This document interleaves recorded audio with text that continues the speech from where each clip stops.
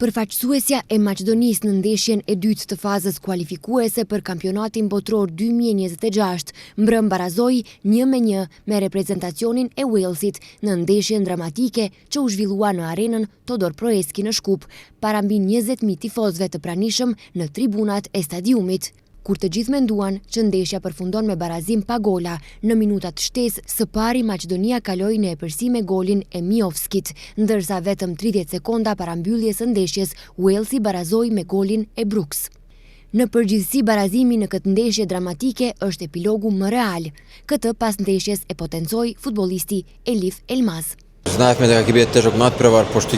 E dinim që do të jetë ndeshje e vështirë pasi luajtëm me një seleksion kualitativ, e dim si luajnë. Ne luajtëm taktikisht të disiplinuar, luftuam deri në momentin e fundit.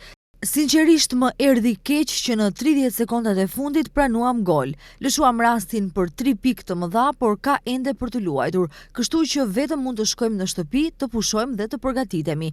Na presin edhe 2 ndeshje që janë të rëndësishme. Luajmë me Belgjikën dhe Kazakistanin. Me koka të ftohta, shpresojmë në rezultate të mira, tha Elif Elmaz, futbollisti i reprezentacionit. Maqedonia e Veriut në raundin e tretë është një koqire e Belgjikës, ndeshje kjo e cila do të zhvillohet më 6 qershor, ndërsa në raundin e katërt më 9 qershor është mysafire e Kazakistanit.